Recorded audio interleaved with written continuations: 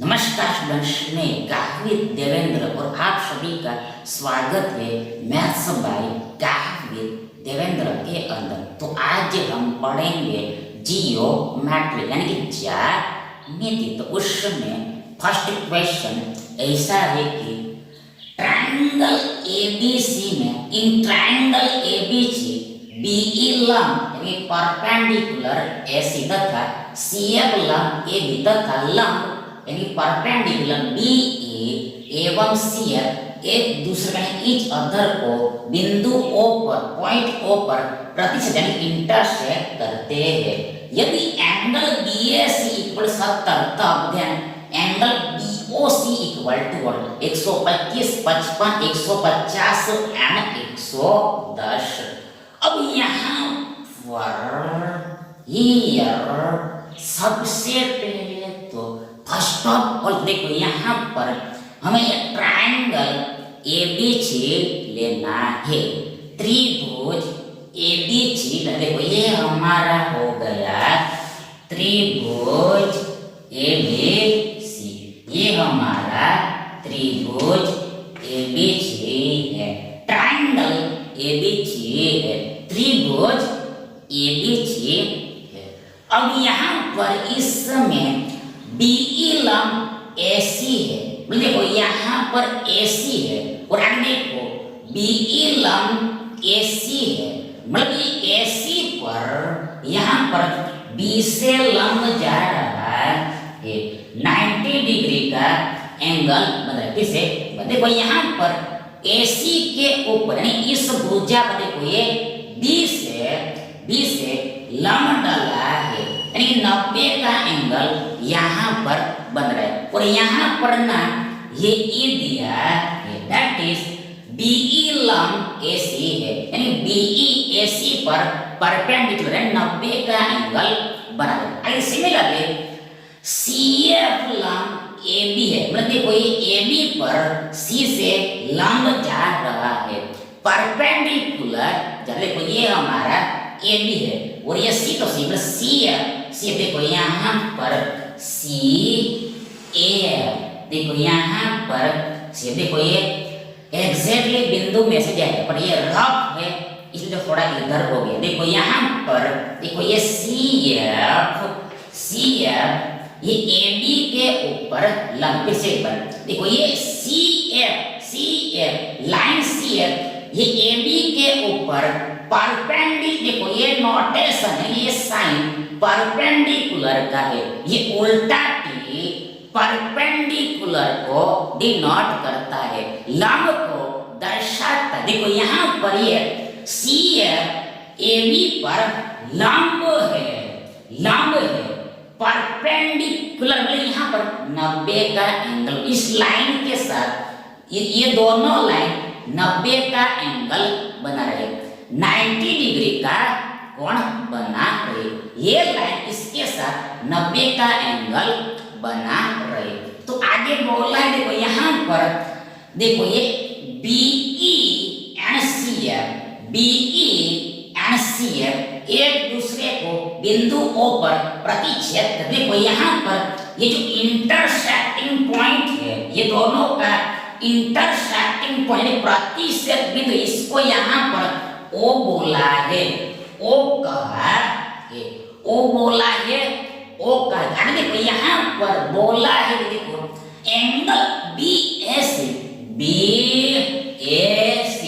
Angle BAC मतलब ये वाला एंगल 70 का है, 70 का, फिर से एक बार एंगल बीएसी 70 का है, मतलब सीएबी 70 है, सीएबी 70 है, मतलब आप इधर से भी बोल सकते हो, आप इधर से भी बोल सकते हो, पर बीच वाला सेम रहता है, ये सेम ए सेम रहेगा। आप बी से भी जा सकते हो, सी से भी जा सकते हो, पर ये बीच वाला ए समान रहेगा, यानी ये एंगल 70 का है, 70 का। ये बोला है कि पूछा है कि आस्क किया है कि यहाँ पर एंगल बीओसी यानी कि ये एंगल बीओसी यानी एंगल सीओबी ये एंगल कितना है वो निकालना है। कैसे निकलेगा? हाउ टू, देखो यहाँ पर हियर, यहाँ पर हियर, यदि हमें ये एंड देखो यहाँ पर इसको हल करने की दो मेथड है, दो रीत है, दो मेथड है, दो रीत। हम पहली मेथड से देख रहे हैं, अभी हम पहली मेथड से देखो इसमें देखो यहाँ पर यदि ये वाला एंगल हमें पता चल गया तो ये भी एंगल पता चले। फिर देखो यहाँ पर ये दोनों लाइन क्रॉस कर रही है, इसलिए देखो ये आमने सामने वाला एंगल इक्वल होता है, ऑपोजिट एंगल इक्वल। फिर से यदि ऐसे दो लाइन एक दूसरे को क्रॉस कर रही है, ओवरटेक कर रही है, देखो तो ये सामने वाला एंगल ऑपोजिट एंगल सामने वाला एंगल ऑपोजिट एंगल सामने इक्वल होता है, मतलब ये जितने का एंगल होगा उतना ही ये होगा। सिमिलरली ये जितने का होगा उतने का ही ये होगा, यानी यदि ये हमने निकाल लिया तो ये भी हमें पता चल ही जाएगा इक्वल होता है। और ये एंगल्स को गणित की भाषा में, मैथमेटिकल लैंग्वेज में शीर्षाभिमुख कोण बोलते हैं, शीर्षाभिमुख कोण बोलते हैं, यानी इंग्लिश में वर्टिकली ऑपोजिट एंगल बोलते हैं,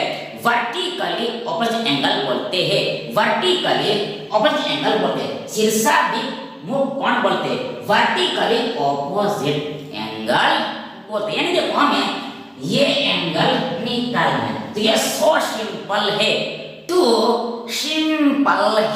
क्योंकि बिकॉज एस, कारण देखो यहाँ पर ये यानी ओ ई ए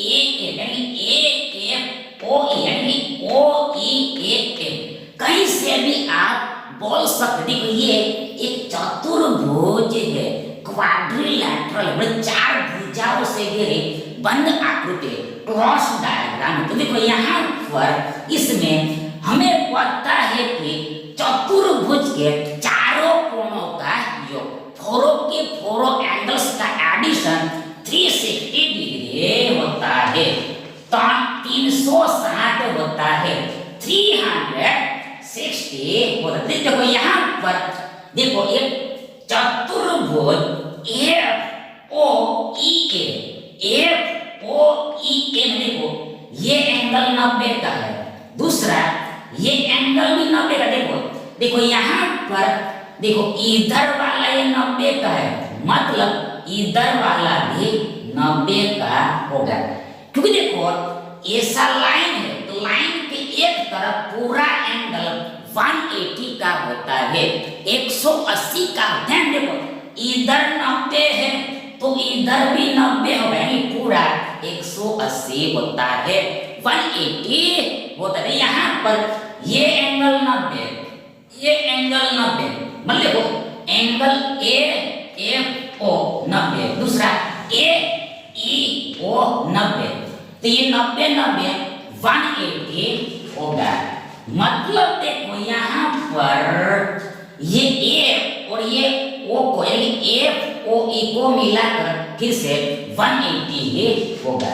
फिर से देखो यहाँ पर ये एंगल और ये एंगल का योग 360 होगा। देखो यहाँ पर ये दोनों का एंगल 180 हो गया, तो बचा कितना 180, मतलब कि देखो ये एंगल और ये एंगल को मिलाकर 180 होगा, दूसरा 180 होगा। देखो यहाँ पर ये 70 है, तो मतलब कितना बचा 180 माइनस 70, 180 माइनस 70, 180 माइनस 70, 110 होगा, 110 होगा, यानी ये एंगल 110 का है, 110 डिग्री। मतलब देखो ये ऊपर वाला 110 तो ये नीचे वाला भी 110 ही होगा, 110 यानी एंगल कोण BOC COB 110 होगा, 110 डिग्री होगा, यानी ये विकल्प डी हमारा सही विकल्प होगा। अब देखो दूसरी मेथड, दूसरा देखो यहाँ पर ये क्या है, दोनों ये लंब है, यानी कि ये शीर्ष लंब है। देखो ये ऑल्टीट्यूड है, ये ऑल्टीट्यूड से देखो ये बी ए शीर्ष लंब है, ऑल्टीट्यूड है। देखो ये सी एफ बी शीर्ष लंब है, यानी कि ऑल्टीट्यूड है, यानी कि परपेंडिकुलर है। देखो इसका जो इंटरसेक्टिंग पॉइंट होता है, प्रतिच्छेद बिंदु होता है, वो क्या होता है? देखो ये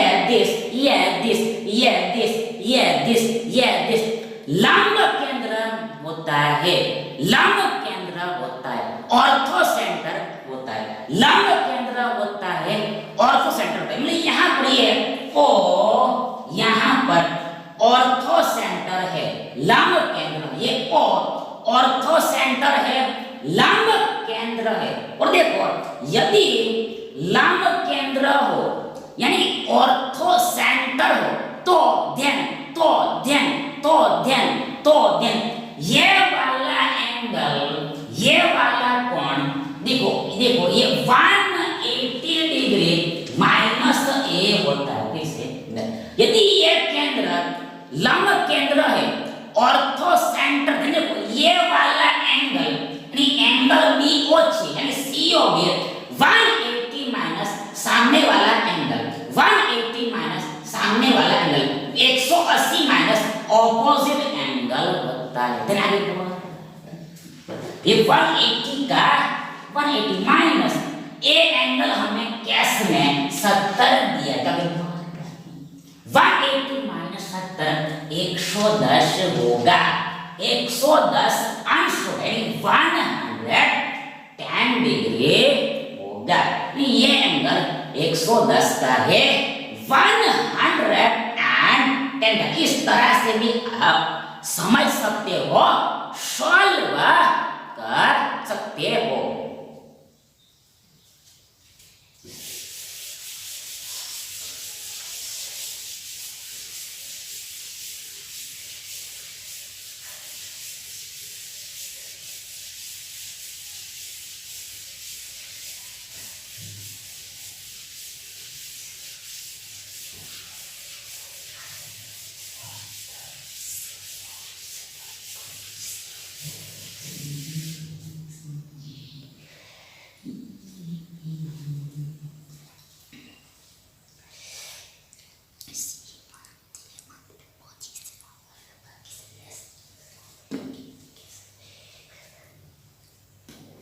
नेक्स्ट क्वेश्चन देखिए, ट्रायंगल एबीसी में, in triangle ABC AB plus BC equal 12 centimetre, BC plus CA बराबर 14 सेंटीमीटर तथा CA plus AB equal to 18 centimetre है।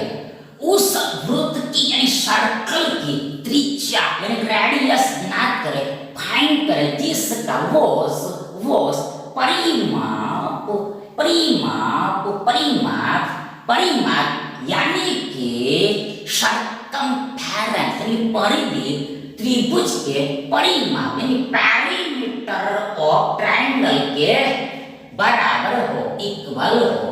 5/2 centimetre, 7/2 centimetre, 9/2 centimetre and 11/2 centimetre.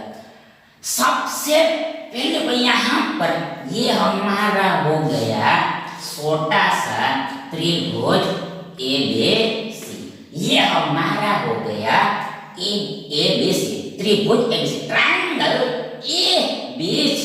अब यहाँ पर देखिए AB प्लस BC 12 है, आगे BC प्लस CA 14 है, तो CA प्लस AB 18 है। तो हमें देखो हमें ये सर्कल की त्रिज्या निकालने, सर्कल के रेडियस आउट करने हैं। मतलब एक क्वेश्चन कैसे सॉल्व होगा, हाउ टू सॉल्व देखो यहाँ पर हियर हमारे पास ये 3 समीकरण है, 3 इक्वेशन है। ध्यान देखो ये तीनों का यहाँ पर एडिशन करना पड़ेगा, योग करना पड़ेगा। मतलब लेफ्ट हैंड साइड का एडिशन लेफ्ट हैंड साइड में और राइट हैंड साइड का एडिशन राइट हैंड साइड में। देखो यहाँ पर लेफ्ट हैंड साइड में A B plus B C plus plus plus plus B C plus C A plus A B equal बराबर 12 प्लस 14 प्लस 18 होगा। फिर से देखो हमने लेफ्ट हैंड साइड का एडिशन लेफ्ट हैंड साइड में लिखा और राइट हैंड साइड का एडिशन हमने राइट हैंड साइड में लिखा। देखो ए बी प्लस बी आगे B C plus C A plus A B और इधर राइट हैंड साइड में देखो ये 12 यानी 12 प्लस 14 यानी 14 प्लस 18 यानी 18 होगा। तो अब इसको हल करना है। आगे देखो यहाँ पर ये एक बार ए बी है और ये फिर से एक बार ए बी, तो यहाँ पर 2 बार ए बी होगा। आगे फिर से ये प्लस 1 टाइम बी सी है, प्लस 1 टाइम यानी देखो प्लस 2 टाइम्स बी सी होगा। आगे प्लस 1 टाइम सी है, सी ए प्लस 1 टाइम सी ए यानी प्लस 2 टाइम सी ए होगा। यानी ये पूरा एडिशन पूरा लेफ्ट हैंड साइड का 2 A B plus 2 B C plus 2 C A होगा इक्वल इधर देखो यहाँ पर 12 और 14 26 होगा। 26 और 18 44 होगा 44 होगा। देखो ये तीनों में से 2 कॉमन निकला। Then A B plus B C plus C A equal to 144 होगा। देखो क्या हुआ हमने 2 कॉमन निकाल देखो इधर ए बी बचा, इधर बी सी बचा, इधर सी बचा, तो ये ऐसा हमें प्राप्त होगा।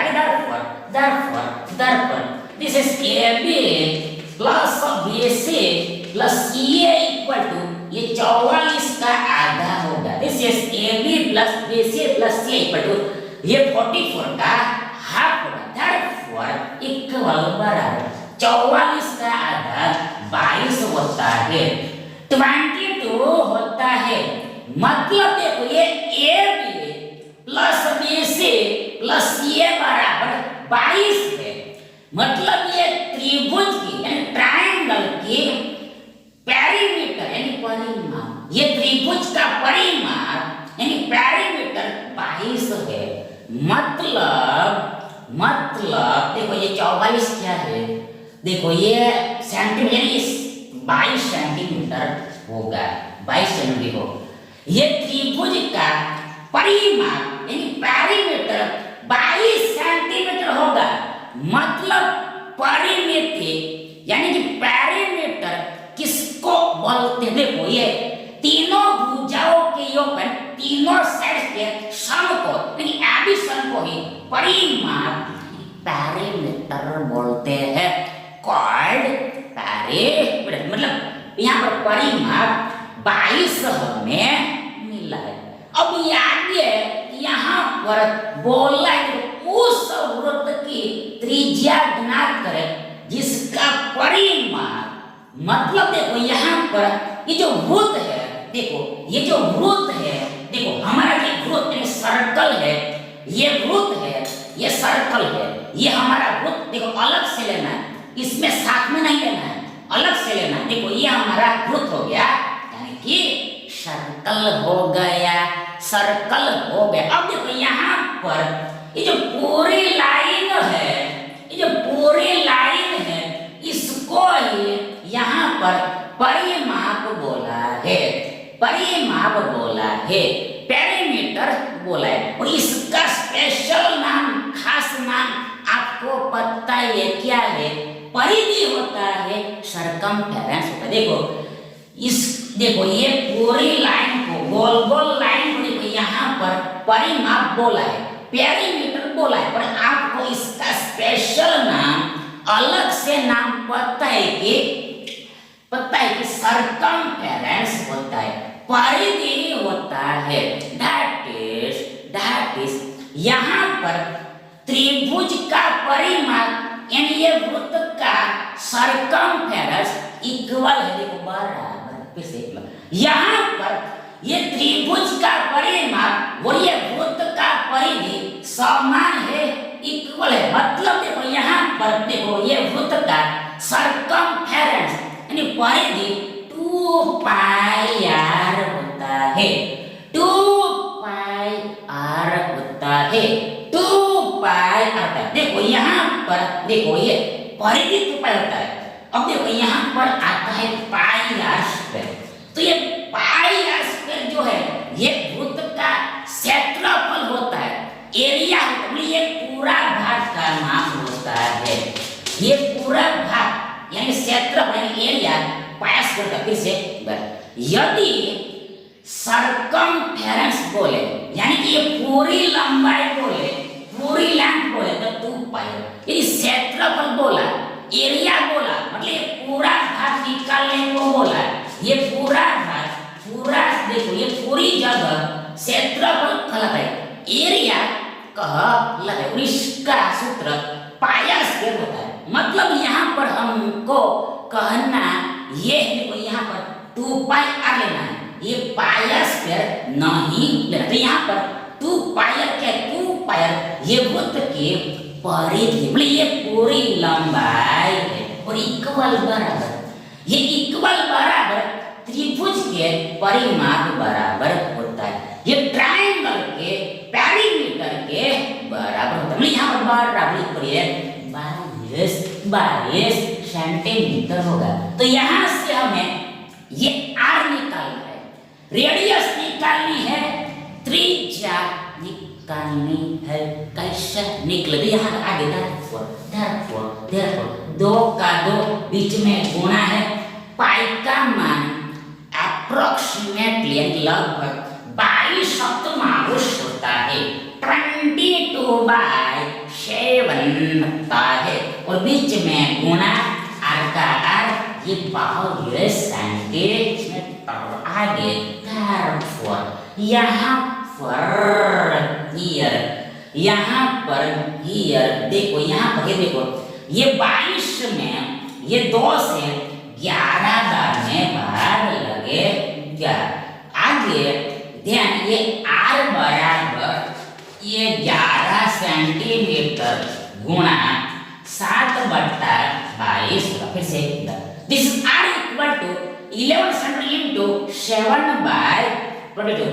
मतलब ये गुणा 22 सप्तमांश इधर आएगा तो गुणा 7/22। फिर से ये इनटू 22/7 इधर आएगा तो इनटू 7/22 का, मतलब ये उलट जाएगा, पलट जाएगा, रिवर्स हो जाएगा, उल्टा हो जाएगा। तो आगे बराबर यहाँ पर देखिए 11 दूनी 22 होगा, तो यहाँ पर हमें ये 7/2 मिलेगा।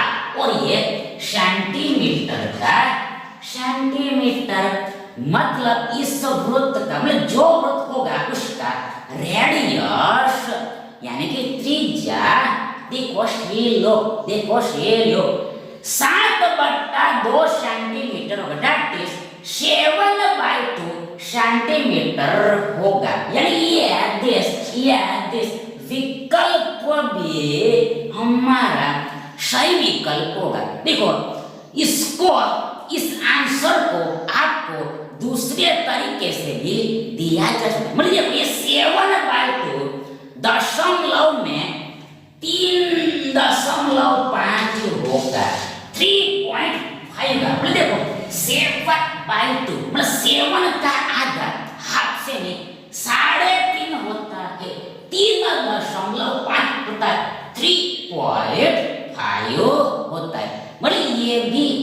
आंसर दिया हुआ रह सकता है। मतलब देखो डेसिमल में यानी दशांश में यानी दशमलव में आंसर दिया होगा, जवाब दिया होगा, तो ये दिया होगा। और यदि सिंपल फ्रैक्शन में यानी सरल भिन्न में आंसर दिया होगा तो ये दिया होगा। और तीसरा भी यहाँ पर आंसर निकल सकता है, वो होता है मिश्रित भिन्न में यानी मिक्स्ड फ्रैक्शन। देखो यहाँ पर ये 7/2 को हम मिश्रित भिन्न में यानी मिक्स्ड फ्रैक्शन, देखो यहाँ पर 2 तिया से ऊपर है, यानी देखो यहाँ पर 3 दूनी 2 तिया 6 में 1 जोड़ा 7/2। फिर से एक बार 3 दूनी 2 तिया 6 में 1 जोड़ा 7 और बट्टा 2। ये दोनों का गुणा, जो गुणा का आंसर उसमें 1 जोड़ना है, तो ये भी आंसर हो सकता है। दिस इज भी आंसर होता है। देखो ये मिश्रित भिन्न में यानी कि मिक्स्ड फ्रैक्शन में ये आंसर है। देखो इसको देखो, इसको देखो 3.1/2 बोलते हैं। 3.1/2 देखो 3/1/2 भी दिया हो सकता है, 3/1/2 भी दिया हो सकता है। देखो यहाँ पर ये 3 का 3 है और बीच में प्लस है, तो ये देखो ये एक्चुअल में क्या है, ये 3 + 0.5 है। ये 3.5 एक्चुअल में 3 + 0.5। देखो यहाँ पर ये 3 का 3 है, बीच में प्लस होता है और ये हाफ है 0.5। ये 3 में से कोई भी आपको दिया हुआ रास्ता है, पर मेन आपको इसको ध्यान में रखना है। अगला प्रश्न देखिए, किसी त्रिभुज के एनी ट्रायंगल के तीनों शीर्ष लंबों यानी तीनों अल्टीट्यूड्स की लंबाई यानी लेंथ समान है, आइडेंटिकल है, तो त्रिभुज कौन सा है, त्रिभुज का प्रकार कौन सा है, ट्रायंगल का टाइप कौन सा है, अधिक कोण ऑब्ट्यूस एंगल, समबाहु इक्विलैटरल, समकोण राइट एंगल एंड समद्विबाहु दैट इज आइसोसेलेस। अब यहाँ पर देखो मान लो, देखो ये हमारा त्रिभुज है, ट्रायंगल है, त्रिभुज है, ट्रायंगल है। अब यहाँ पर इसी त्रिभुज के तीनों शीर्ष लंब, मतलब इसको शीर्ष बोलते हैं, इसको शीर्ष बोलते हैं, इसको शीर्ष बोलते हैं, वर्टेक्स बोलते हैं, वर्टेक्स बोलते हैं, वर्टेक्स बोलते हैं। अब यहाँ पर शीर्ष लंब लेना, लंब डालना है, सामने वाली भुजा पर लंब डालना है, सामने वाली भुजा पर लंब डालना है। तो देखो यहाँ पर ऐसा लंब डल गया, यानी परपेंडिकुलर डल गया, यानी ऑल्टीट्यूड डल गया, मतलब सामने वाली भुजा पर 90 का एंगल बनेगा। और यदि हम ये तीसरे वर्टेक्स से लंब डालेंगे, ऑल्टीट्यूड ये इस भुजा पर डालेंगे, सामने वाली भुजा पर डालेंगे, तो इसकी खासियत ये होती है कि स्पेशलिटी ये होती, देखो ये इसमें से गुजरेगा, ये जो इंटरसेक्टिंग पॉइंट है ये दोनों का इसमें से गुजरेगा, ये इसमें से ही 90 का एंगल बनेगा। मतलब देखो ये तीनों हमारे शीर्ष लंब हो गए, यानी ऑल्टीट्यूड हो गया, यानी लंब हो गए, यानी परपेंडिकुलर हो गए। देखो इसको लंब भी बोलते हैं, वेध भी बोलते हैं, शीर्ष लंब भी बोलते हैं, परपेंडिकुलर भी बोलते हैं, ऑल्टीट्यूड भी बोलते हैं, कुछ भी बोलते हैं। मतलब ये इन शॉर्ट सामने वाली भुजा पर 90 का एंगल बना देगा, 90 का कोण बनाएगा। तो आगे बोला है, देखो यहाँ पर देखो लंबाई समान है, लेंथ इक्वल है, मतलब ये तीनों लंबों की लंबाई समान है, ये तीनों ऑल्टीट्यूड्स की लेंथ इक्वल है, ये तीनों शीर्ष लंबों की लंबाई समान है, इक्वल है। ये जितना होगा उतना ही होगा और उतना ही होगा, तीनों समान है। तो ये त्रिभुज का प्रकार कौन सा होगा, ये ट्रायंगल का टाइप कौन सा होगा, वो यहाँ पर पूछा है। देखो किया है। तो ये यहाँ पर याद करके रखना है, ये ट्रायंगल त्रिभुज समबाहु होगा, यानी इक्विलैटरल होगा। समबाहु होगा, इक्विलैटरल होगा, यानी कि त्रिभुज की तीनों भुजाएं बराबर होगी। ये ट्रायंगल की तीनों साइड्स इक्वल, यानी समबाहु होगा, इक्विलैटरल होगा। मतलब यदि त्रिभुज समबाहु है यानी इक्विलैटरल है, तीनों भुजाएं समान है, तो उसमें हम यानी इसमें हम यदि लंब डालेंगे तीनों शीर्ष से तो उसकी सभी की लेंथ समान होगी, इक्वल होगी। तो यहाँ पर बी ऑप्शन सही ऑप्शन होगा। अगला देखिए, अगला देखिए, अगला देखिए,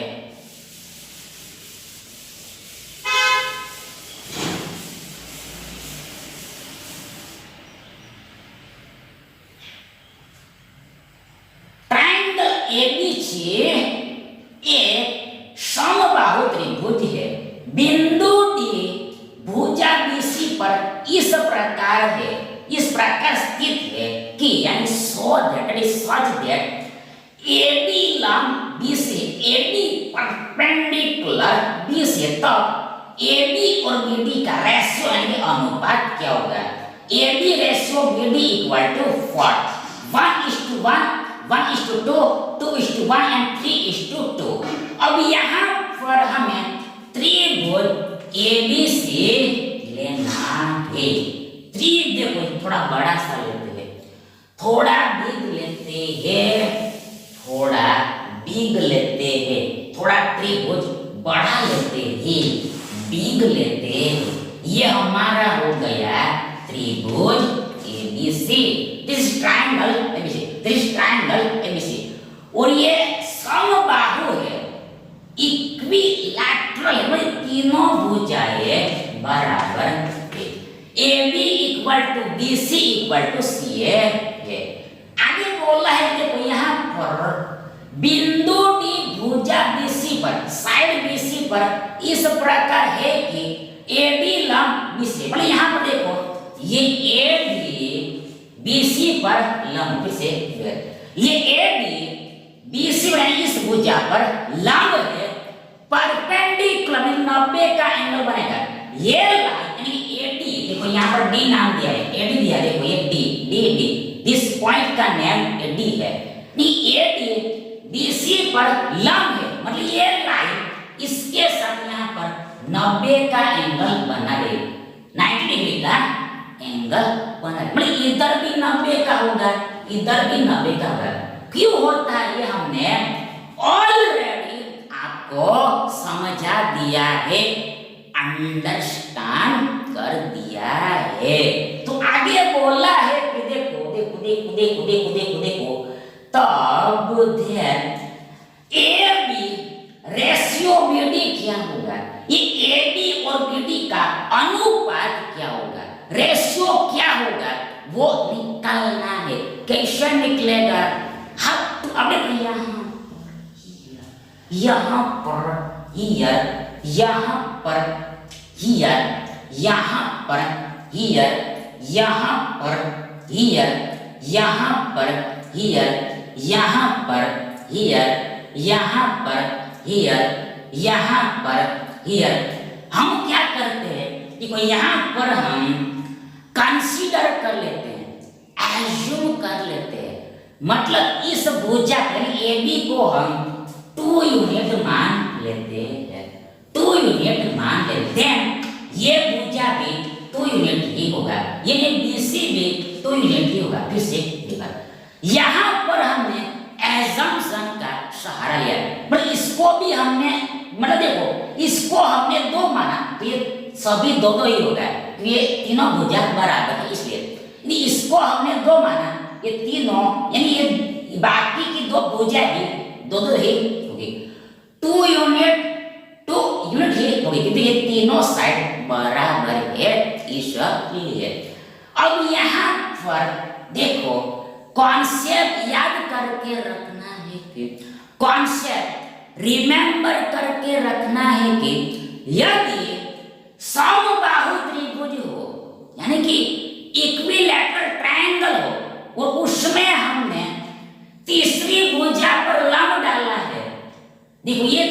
भुजा पर लंब डाला है, परपेंडिकुलर डाला है, तीसरी भुजा पर लंब डाला है, देखो क्या होगा, क्यों क्या होगा, क्या होगा, देखो क्या होगा, देखो ये लंब ये तीसरी भुजा को इक्वली बाइसेक्ट करेगा, समद्विभाजित करेगा, मतलब BD इक्वल टू DC होगा, DC इक्वल टू BD का। किससे? देखो यहाँ पर क्या होता है, यहाँ पर क्या, देखो ये कॉन्सेप्ट हमने जो अभी कहा वो एक्चुअल में समद्विबाहु त्रिभुज पर ही लग जाता है, समद्विबाहु त्रिभुज पर भी लग जाता है, समद्विबाहु त्रिभुज पर ही लग जाता है, आइसोसेलस ट्रायंगल पर भी लग जाता है, आइसोसेलस ट्रायंगल पर ही लग जाता है, समद्विबाहु त्रिभुज पर ही लग जाता है, मतलब समद्विबाहु त्रिभुज मतलब दो भुजा बराबर होती है, समद्विबाहु त्रिभुज आइसोसेलस ट्रायंगल मतलब दो भुजा बराबर, दो भुजा बराबर, यदि ट्रायंगल में दो भुजा बराबर है और तीसरी भुजा पर हम यहां से लंब डालते हैं, परपेंडिकुलर डालते हैं, देखो ये दो इक्वल पार्ट हमें मिलेगा, ये लंब इक्वली बाइसेक्ट करता है, समद्विभाजित करता है, मतलब देखो ये मान लो ये ABC है, ABC है, ये D है, देन ये BD बराबर DC होगा। फिर से ये देखो ये रफ डायग्राम इसलिए आपको ऐसा दिखेगा, ये रफ डायग्राम से इसलिए आपको ऐसा इक्वल नहीं लगेगा, पर देखो यहाँ पर ये हमारा समद्विबाहु त्रिभुज है, मतलब इसमें एक AB और AC दो समान भुजाएं हैं, देखो यहाँ पर ये तीसरी भुजा पर, तीसरी साइड पर यदि हम ये शीर्ष से A से लंब डालते हैं, यानी परपेंडिकुलर डालते हैं, 90 का एंगल डालते हैं, तो ये क्या करेगा, ये क्या करेगा, ये तीसरी भुजा को इक्वली बाइसेक्ट करेगा, समद्विभाजित करेगा, मतलब BD बराबर BC होगा, BD बराबर BC, ये दोनों टुकड़ा इक्वल होगा, इक्वल होगा, इक्वल होता, तो ये कॉन्सेप्ट यहाँ पर याद करके रखें। अब यहाँ पर मेन बात, यदि दो भुजाएं इक्वल है तो ऐसा होता है, यहाँ पर भी ये दो भुजाएं इक्वल है, फिर से एक बार देखो ये दो भुजा हो, ये दो साइड इक्वल होने पर, देखो ये दो साइड इक्वल होने पर यानी समद्विबाहु त्रिभुज में ऐसा होता है, तो इसमें भी दो भुजा बराबर है, क्योंकि ये समबाहु है, तो इसमें भी ऐसा ही होगा, इसमें भी सिमिलर होगा, इसमें जो होता है उस ये इसमें भी होगा, जो प्रोसेस इसमें होता है वही का वही प्रोसेस इसमें भी होगा, यानी समबाहु में भी होगा, इक्विलैटरल में भी होगा, यानी कि समद्विबाहु त्रिभुज हो चाहे समबाहु त्रिभुज हो, तीसरी भुजा पर हमने लंब डाला है तो ये इक्वली बाइसेक्ट करेगा, समद्विभाजित करता है, समद्विभाजित करता है, यानी कि BD बराबर DC होगा, यहाँ पर BD बराबर DC होगा, BD बराबर DC होगा, BD बराबर DC होगा। कंडीशन क्या है, ये दोनों भुजा बराबर होनी चाहिए और ये लंब होना चाहिए, परपेंडिकुलर होना चाहिए, तो देखो यहाँ पर ये पूरा BC 2 है तो ये आधा आधा यानी 1 हो जाएगा, BD बराबर 1 होगा एंड DC बराबर भी 1 होगा, 1 + 1 ये 2 हो जाएगा, 1 + 1 2 होगा, तो ऐसा यहाँ पर आएगा। अब यहाँ पर देखो हमें ये AB और BD का अनुपात पूछा है, रेशियो आस्पेक्ट, कहते हैं स्पष्ट देखो ये भुजा देखो ये 2 है और ये BD 1 है, मतलब AB और BD का रेशियो यानी अनुपात 2:1 होगा, 2 सही 1 होगा, दैट इज 2 अनुपात 1 होगा, 2:1 होगा, यानी ये दिस विकल्प C हमारा सही विकल्प होगा।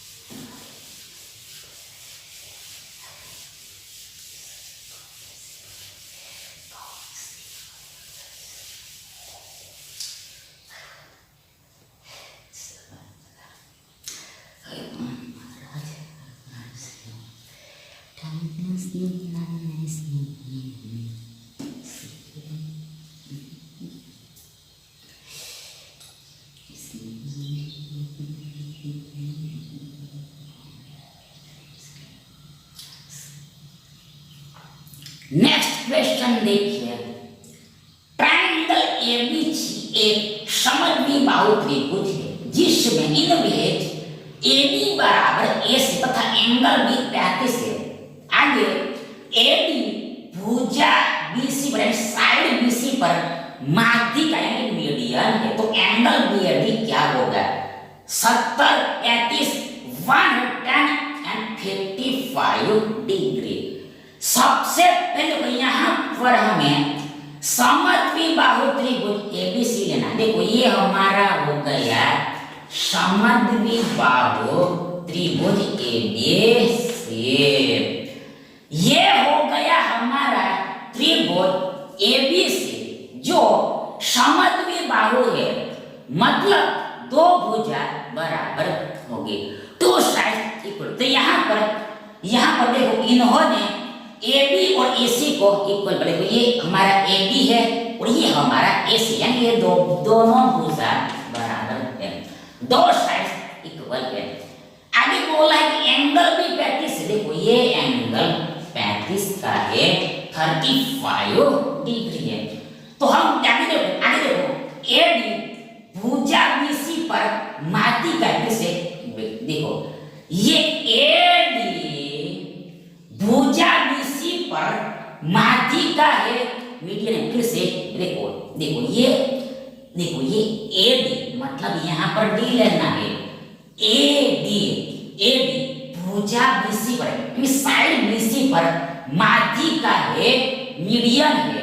तो आगे देखो माध्यिका का एक मीडियन का काम ये होता है कि सामने वाली भुजा को इक्वली बाइसेक्ट करती है, समद्विभाजित करते हैं। यहाँ पर BD बराबर DC होगा। फिर से देखो ये AD BC पर माध्यिका है, मीडियन है, मतलब ये माध्यिका, मतलब ये लाइन इसको समद्विभाजित करेगी, इक्वली बाइसेक्ट करेगी, मतलब BD बराबर DC होगा, BD बराबर DC का मतलब माध्यिका का काम ही ये होता है कि सामने वाली भुजा को दो हिस्सों में बांटना, दो टुकड़ों में बांटना। देखो ये 90 का एंगल बना ऐसा जरूरी नहीं है, ये 90 का एंगल बना ऐसा जरूरी नहीं। ये माध्यिका का काम कौन है?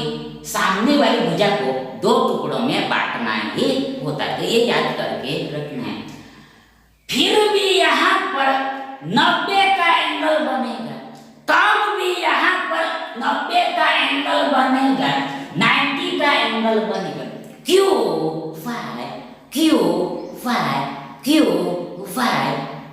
देखो यहाँ पर क्या है, ये दो भुजाएं बराबर है और ये यहाँ पर इक्वली बाइसेक्ट कर रहा है।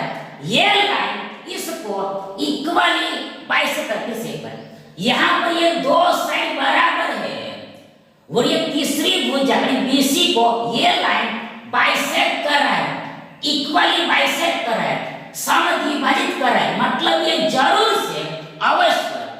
से अवश्य यहाँ पर 90 का एंगल ही बनाएगा।